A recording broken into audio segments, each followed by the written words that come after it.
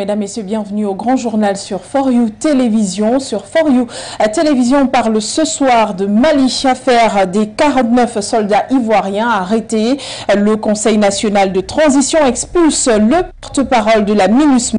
La décision a été rendue publique par le ministère des Affaires étrangères et de la coopération internationale dans un communiqué signé ce 20 juillet 2022. Cette décision drastique est consécutive à des réactions et publications d'Olivier Saldogo au sujet des 49 soldats ivoiriens arrêtés au Mali. Des détails, c'est à suivre dans ce grand journal. On parle également de Maroc, drame de Melilla, condamnation ferme pour une trentaine de migrants africains. Ce sera 11 mois de prison ferme.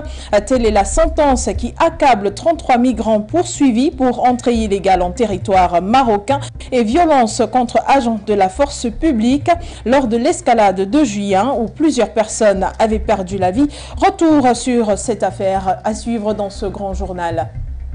Mesdames et messieurs, une fois de plus, bienvenue au journal sur For You Télévision. On démarre avec l'actualité au Mali. Mali, donc, on parle de cette irruption des 49 militaires ivoiriens. Le Mali se sent à nouveau froissé et réagit. Le ministère des Affaires étrangères a annoncé l'expulsion du porte-parole de la MINUSMA. Il s'agit d'Olivier Saldago, porte-parole de cette multidimensionnelle. Au Mali, ce 20 juillet 2022, c'est une décision consécutive à des réactions et publications jugées tendancieuses et inacceptables par l'État malien au sujet de cette affaire des 49 soldats arrêtés à Bamako. Des détails, c'est dans cet élément signé Eboke Angale. Nouveau rebondissement dans l'affaire des 49 mercenaires ivoiriens interpellés à l'aéroport Modibo Keïta de Bamako le 10 juillet 2022. Après la suspension des militaires de la MINUSMA, cette fois, le gouvernement de la transition frappe fort en expulsant le porte-parole de la mission multidimensionnelle intégrée des Nations Unies pour la stabilisation au Mali, Olivier Salgado. La correspondance faisant suite de son expulsion a été signée et rendue publique ce 20 juillet 2022. Ces mesures font suite à de nombreuses raisons, notamment la série de publications qualifiées par les autorités maliennes de tendancieuses et inacceptables sur le réseau social Twitter, déclarant sans aucune preuve que les autorités maliennes auraient été préalablement informées de l'arrivée des 49 militaires ivoiriens par vol civil à l'aéroport international Modibo Keïta le dimanche 10 juillet 2022. Les autorités maliennes lui ont donc adressé une demande officielle à travers sa hiérarchie le 12 juillet 2022, lui demandant de fournir les preuves de ces affirmations ou alors de porter la rectification nécessaire. Ayant fait la sourde oreille, les autorités maliennes ont donc décidé de l'expulser car il ne saurait tolérer ces agissements qui portent atteinte au partenariat avec la MINUSMA et d'autres partenaires.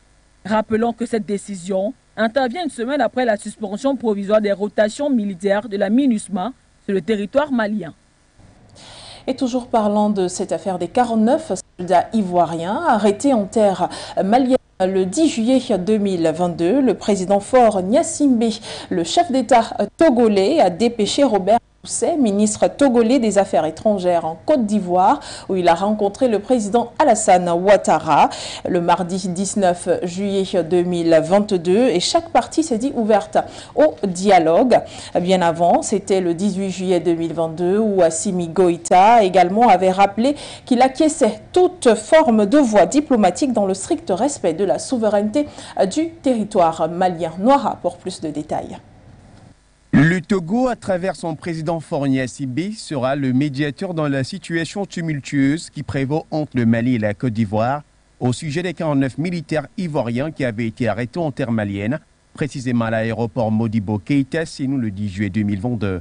En effet, au cours d'une audience accordée par le président de la transition malienne, le colonel Assimi Goïta, au ministre des Affaires étrangères togolaise, professeur Robert Doucet, lors d'une visite d'amitié et de travail entre le Mali et le Togo et le rôle joué par ce dernier dans les relations qu'entretient le Mali et ses voisins, Bamako, par la voix de son chef d'État, s'est dit ouvert au dialogue et disposé à œuvrer conformément à l'esprit de fraternité et d'excellentes relations entre le Mali et la Côte d'Ivoire, selon un communiqué rendu public par la présidence malienne. Cette visite s'inscrit dans le cadre de la dynamique de facilitation qui a été demandé par le Mali auprès de la République togolaise par rapport au dialogue et à l'interaction avec la communauté régionale et la communauté internationale. Elle se situe aussi dans le cadre des derniers incidents qui se sont produits le 10 juillet dernier à Bamako, avec l'arrivée dans des conditions jugées illégales de militaires ivoiriens sur le sol malien, incident pour lequel aussi le président du Togo a voulu, dans le cadre de ses efforts d'accompagnement du Mali, voulu en savoir un peu plus du côté des autorités maliennes et voir dans quelle mesure il pourra aussi contribuer à un apaisement sur cette question. Le même communiqué précise que le président de la transition a souhaité que le Togo mène une mission de bons offices entre les parties concernées et que celle-ci aboutisse à un dénouement heureux de cette situation, y compris par voie diplomatique dans le strict respect de la souveraineté du Mali. Une situation que prendra à bras le corps le président togolais Faure Gnassingbé, tel que le souligne le chef de la diplomatie togolaise. Le président de la transition, que nous avions remarqué très ouvert et favorable au dialogue, a souhaité que les relations de fraternité et d'excellente amitié entre la Côte d'Ivoire et le Mali soient préservées. Le président de la transition a souhaité que le président Faure Gnassingbé, président de la République togolaise, puisse s'investir afin de trouver une solution. Je voudrais vous confirmer la disponibilité du président de la République togolaise, le président Faure Gnassingbé, d'aider et d'user de ses bons offices pour que nous puissions arriver à un dénouement heureux et une pacification des relations. Après son séjour à Bamako, le ministre togolais des Affaires étrangères, de l'intégration régionale et des Togolais de l'extérieur s'est rendu mardi 19 juillet en Côte d'Ivoire rencontrer le président ivoirien. Alassane Ouattara et son hôte se sont entretenus au sujet des 49 militaires ivoiriens détenus au Mali. Au sortir de l'audience, Robert Dussey a souligné que le président Alassane Ouattara et son homologue togolais Faure Gnassingbé sont favorables et disposés à la préservation de la paix et de l'entente entre les peuples et les nations. Vivement que la coopération entre le Mali et la Côte d'Ivoire soit au beau fixe. Merci Noira. En Guinée, à présent, une importante délégation de la CEDEAO est en mission, dont le but d'arracher une durée acceptable de la transition chapeautée par le colonel Mamadi Doumbouya. Il faut également rappeler qu'il s'agit du président en exercice de la communauté de la sous-région Sissoko Ambalo, accompagné de son médiateur Yayi Boni. Et Bokeh Angale a suivi pour nous cette actualité sans reportage. Une importante délégation de la communauté économique des États d'Afrique de l'Ouest entame dès ce mercredi 20 juillet une mission de médiation en Guinée dirigée par des militaires depuis le 5 septembre 2021. Objectif, arracher une durée acceptable de la transition pilotée par le colonel Mamadi Doumbouya.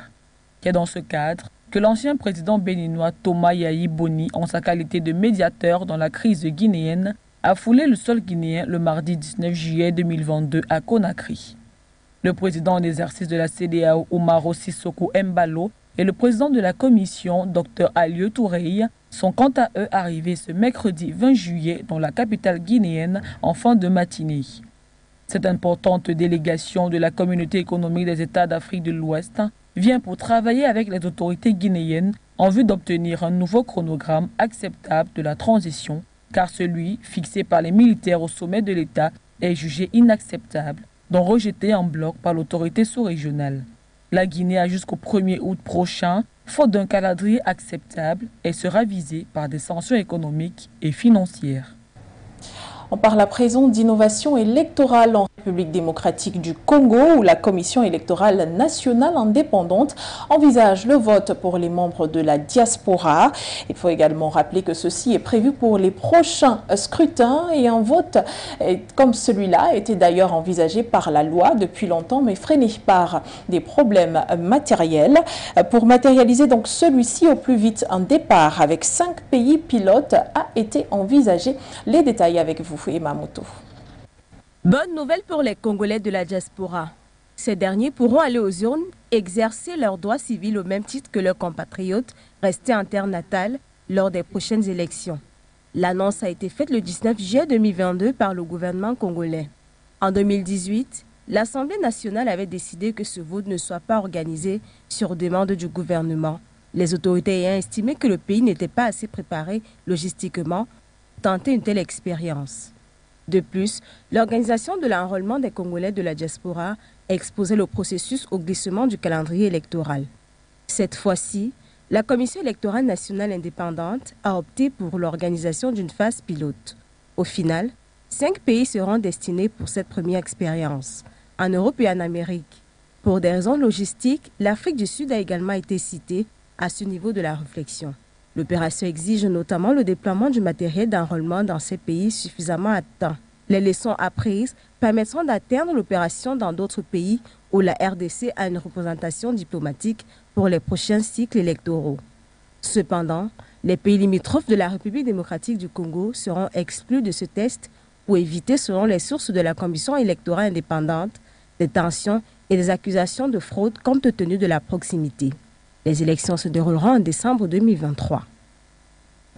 On parle d'élections dans un autre pays à présent, escale au Kenya, où les élections présidentielles approchent à grands pas, mais les populations continuent de manifester et multiplient les protestations contre la vie chère et autres mécontentements, une situation qui pourrait peut-être bien entacher la présidentielle prochaine. Des détails avec vous, Siké Doubé.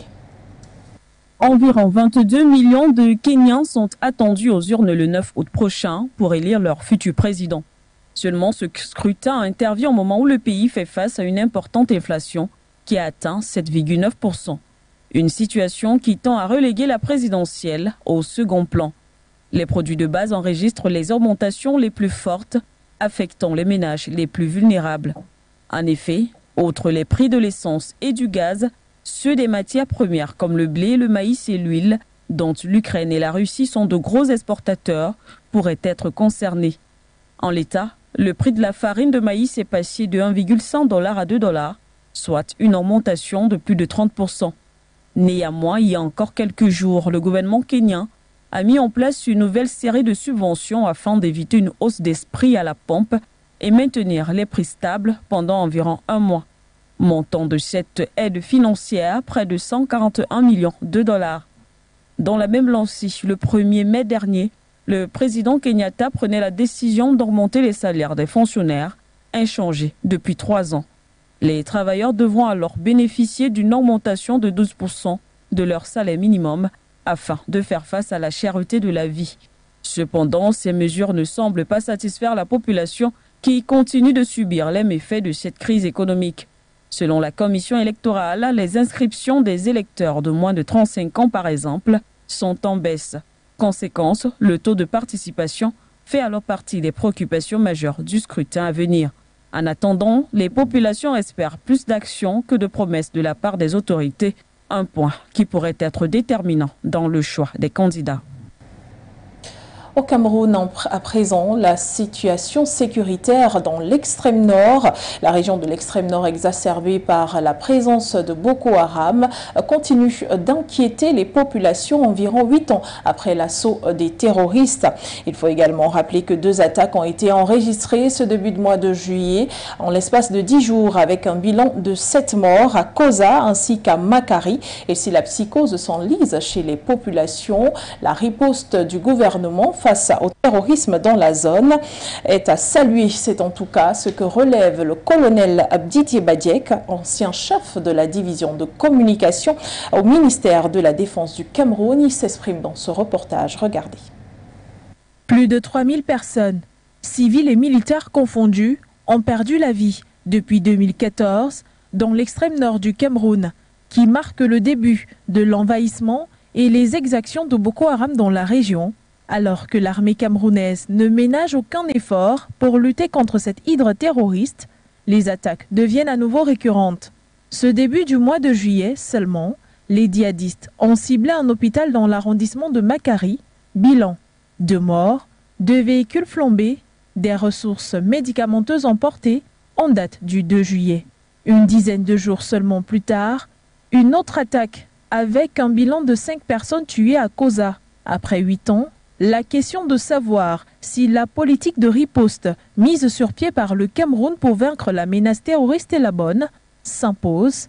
Et à cette dernière, la réponse frise le juste milieu. M'inscrit en faux contre les propos alarmistes que la moindre attaque est capable de créer ou alors de susciter auprès de l'opinion. Le terrorisme est extrêmement résilient. Sachez que pour l'éradiquer totalement, cela peut prendre une dizaine d'années, cela peut prendre une vingtaine d'années. Il faut observer la décroissance de l'activité terroriste par le nombre des attaques sur le terrain, leur densité, leur périodicité. Aujourd'hui, on n'assiste plus à des attaques répétitives partant d'un point qui est connu. Donc c'est vraiment en mode asymétrique que les terroristes de Boko Haram reviennent pour se ravitailler, sans argumenter forcément sur le fait que l'élongation opérationnelle à laquelle est soumis le Cameroun aujourd'hui, par une activité belliciste au moins sur 4 zones majeures chrysogènes, nous devrions déjà analyser la riposte polymorphe de cette armée qui plaide en ce que l'armée camerounaise maîtrise bien son sujet. Eh bien, on dit que l'on a gagné une guerre lorsque l'on a au moins atteint un objectif stratégique, dont l'objectif territorial est un objectif important. Si 8 ans se sont écoulés sans que l'État camerounais puisse se taguer d'une victoire complète contre la secte terroriste, sa riposte n'en demeure pas moins bonne. Les populations, victimes de toutes sortes d'attaques et de terreurs, restent confiantes à l'armée camerounaise. Dans la suite de l'actualité de ce grand journal, avec Assam Zili, nous allons du côté de la République démocratique du Congo, où le président du Sénat, Modeste Bahati Lukwembo, réclame le départ de la force onusienne déployée dans le pays. C'est qu'il était en visite dans la partie est de la République démocratique du Congo, cette partie qui est en proie à l'insécurité grandissante. Il a là-bas déploré le maintien de l'embargo concernant les armes qui est tenu contre le pays congolais, une situation qui d'ailleurs l'empêche de venir à bout des assaillants. Reportage. La présence des soldats onusiens en RDC fait une nouvelle fois l'objet de contestations. Cette fois, c'est le président du Sénat congolais, Modeste Bahati Lukwembo, qui en visite à l'est du pays, toujours en proie à des troubles sécuritaires, est monté au créneau pour réclamer leur départ. La MONUSCO, elle doit plier les bagages, a-t-il martelé vendredi dernier durant son passage à Goma, chef-lieu de la province du Nord Kivu. Cet allié du président Tshisekedi, les 22 ans passés en RDC par les casques bleus de l'ONU ont été jusqu'ici contre-productifs. Si le nombre des éléments des contingents onusiens a drastiquement diminué de 20 000 à 14 100 aujourd'hui, ce n'est aucunement dû au retour à la stabilité dans cette région riche en minerais, mais plongée dans une insécurité constante. Le deuxième personnage de l'État assure que la communauté internationale a déçu lors du dernier Conseil de sécurité de l'ONU en empêchant la levée d'embargo sur l'acquisition des armes par la RDC. L'homme va plus loin et dénonce un complot contre son pays et la nécessité pour les Congolais d'assurer leur propre sécurité. Le régime du président Joseph Kabila a longtemps milité pour le départ en RDC de la MONUSCO. L'arrivée au pouvoir du président Félix Tshisekedi, plus conciliant avec l'ONU, a quelque peu dissipé la question. Aujourd'hui, avec le regain de tensions que connaît l'Est, des tensions menées par les hostilités du M23, ancienne rébellion à dominante Tutsi, cette question est à nouveau sur la table des débats. En Libye, à présent, s'achemine-t-on vers une réunification des forces armées des deux camps rivaux du pays? C'est en tout cas ce qui a l'air de se dessiner après une assise, une rencontre qui a eu lieu le 19 juillet 2022 à Tripoli, celle-ci même initiée par les généraux des deux camps. Je vous propose plus de détails dans cet élément signé Kwetu. Rencontre inédite entre les chefs militaires rivaux à Tripoli le mardi 20 juillet. Des militaires de haut rang de l'Est et de l'Ouest de la Libye se sont réunis pour la première fois dans la capitale libyenne afin d'unifier le commandement des deux armées. Le général Abdel Razak al-Naouri, numéro 2 de l'armée de l'Est, du maréchal Khalifa Haftar, a effectué une visite inédite lundi et mardi à Tripoli pour rencontrer ses homologues de l'Ouest, le général Mohamed Ali Haddad. La rencontre a permis de faire avancer les travaux de la commission militaire conjointe 5+5, composée de 5 militaires de chaque camp, notamment sur l'épineux dossier de la présence sur le sol libyen de milliers de mercenaires et combattants étrangers. Ils ont également convenu de mener des patrouilles aux frontières libyennes, notamment dans le sud, pour endiguer les flux migrants, des réseaux de passeurs et trafiquants en tout genre. Il est nécessaire de nommer un chef d'état-major unique pour l'institution militaire et amorcer la réunification de l'armée, ont indiqué dans un communiqué conjoint les chefs militaires à l'issue de leurs entretiens. Minée par les divisions, la Libye est partagée entre 2 gouvernements rivaux qui se disputent le pouvoir. L'un basé dans la capitale Tripoli et l'autre à Citre. Le maréchal Haftar contrôle l'Est et une partie du sud libyen et avait tenté en vain de conquérir militairement l'ouest du pays en 2019 et 2020. Cette ouverture de dialogue militaire sera-t-elle la voie du salut pour un cessez-le-feu en Libye? Pour l'heure, toutes les tentatives de médiation initiées par l'ONU ont échoué et le pays peine à organiser un double scrutin présidentiel et législatif. Retour à présent sur le drame de Melilla. Ce sera donc 11 mois d'emprisonnement ferme pour 33 migrants qui ont été poursuivis pour entrée illégale en territoire marocain et violence contre les agents de la force publique lors de l'escalade de juin, où 23 personnes et plus avaient donc perdu la vie. Plus de détails, c'est avec vous, Kwakap Padip, dans ce reportage.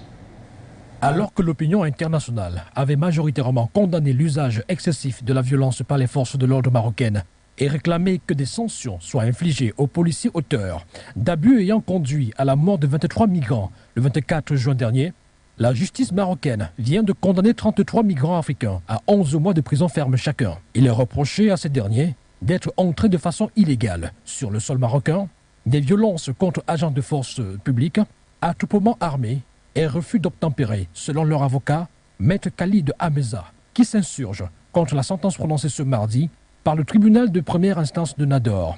Une sentence que le juriste trouve très sévère au regard des éléments du dossier et des circonstances des faits. L'homme de loi, qui compte d'ailleurs faire appel de ce jugement, c'est le même son de cloche du côté de l'Association marocaine des droits de l'homme de Nador, ville marocaine frontalière de l'enclave espagnole de Melilla, où a eu lieu la tragédie. Pour rappel, le procès d'un deuxième groupe de 29 migrants, dont un mineur, ouvert le 13 juillet dernier, avait été ajourné au 27 juillet. Ceux-ci étant quant à eux poursuivis pour participation à une bande criminelle en vue d'organiser et faciliter l'immigration clandestine à l'étranger. Ils faisaient partie, avec les 33 condamnés de ce mardi, des plus de 2000 migrants, en majorité des Soudanais, qui avaient essayé d'entrer sur le territoire espagnol lors de la tentative du 24 juin dernier. Le drame avait alors fait 23 morts parmi les migrants et provoqué une forte indignation au Maroc et auprès de la communauté internationale. Ce bilan humain étant le plus lourd jamais enregistré aux frontières entre le Maroc et Ceuta et Melilla, qui constituent les seules frontières terrestres de l'Union européenne avec le continent africain. Une mission d'information marocaine avait conclu la semaine dernière à la mort par asphyxie des migrants ayant péri lors de la tentative de passage à Melilla, mettant hors de cause les forces de l'ordre marocaines. Une touche économique s'impose dans ce grand journal. Après la CEDEAO et l'UEMOA, place à la Banque mondiale de lever ses suspensions de décaissement au Mali. Une décision qui était rentrée en vigueur en avril 2022, celle de mettre en marche des sanctions contre le pays. Plus de détails, c'est avec vous, Guéni. Estimant le Mali trop en retard quant à ses échéances de paiement de sa dette publique, la Banque mondiale avait décidé de suspendre ses décaissements en faveur des projets et programmes qu'elle finance au Mali en raison de l'accumulation des échéances au titre du service de la dette publique extérieure pendant plus de 45 jours. C'est du moins ce qu'a indiqué le ministre malien de l'économie dans une correspondance signée le 14 avril 2022. Une correspondance adressée au coordinateur des 10 projets et programmes. Il a donc fallu attendre un peu plus de 3 mois pour voir cette autre sanction économique levée sur le Mali. Pour preuve, dans une lettre adressée au ministère de l'économie et des finances par Mme Clara de Souza, directrice des opérations pays, la Banque mondiale annonce la levée des suspensions des décaissements au Mali. La correspondance stipule que M. Ousmane Diangana, vice-président de l'Afrique de l'Ouest et du Centre de la Banque mondiale, approuve l'annonce relative à la levée de la suspension des décaissements. Il faut rappeler que l'arrêt des financements de la Banque mondiale a été une conséquence indirecte des sanctions infligées à Bamako par les chefs d'État ouest-africains.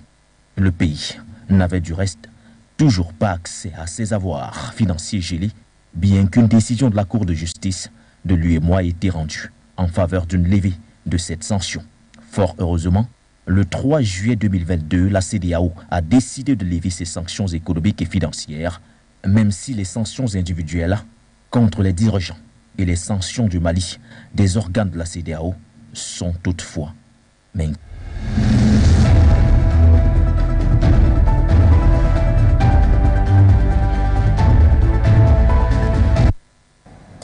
Football, Coupe du Monde militaire, le Cameroun valide son ticket pour la 13e édition qui se déroule à Washington. L'équipe des forces armées et police Amazon a dominé les Belges mardi 19 juillet avec un score de 8 buts à 0. Les pouliches de Mike Doumou sont en tête du groupe A avec 12 points et 4 victoires en 4 matchs. Les détails, c'est avec vous, P, dans ce reportage. Les Lions indomptables ont été sans pitié face à la Belgique pour leur dernier match de poule. Dominatrices dans le jeu et plus entreprenantes, les Camerounaises ont su imposer leur rythme pour une nouvelle large victoire de 8 buts à 0 face à la sélection belge le mardi 19 juillet 2022 lors de la Coupe du Monde militaire qui se déroule actuellement aux États-Unis. Des buts inscrits par Brenda Tabé, meilleure buteuse de cette compétition, avec 8 réalisations qui s'est offerte un quintuplé, suivi des buts de Bonken Confidence, de Suzy Biandi et Guylaine Tchadeux. Les pouliches de Mike Ndomo sont à leur 4e victoire en 4 matchs et deviennent la toute première nation du continent africain à atteindre le cap, ainsi que la meilleure attaque avec 25 buts et la meilleure défense du tournoi avec seulement un but encaissé. Un nouveau succès en autant de rencontres qui permet au Cameroun de terminer leader de la poule A avec 12 points et une qualification pour la finale de la 13e édition de la Coupe du Monde militaire, ainsi qu'un parcours sans faute. Toutefois, les coéquipières de Brenda Tabé devront attendre le verdict de la rencontre entre la France et la Corée pour connaître leur adversaire, prévu ce dimanche 23 juillet. En attendant, les forces armées et police Amazon affûtent leurs armes pour leur prochain match. C'est la fin de ce journal, mesdames, messieurs. Merci de l'avoir regardé sur For You Télévision. L'information et les programmes se poursuivent. Au revoir, Maïdo Goury.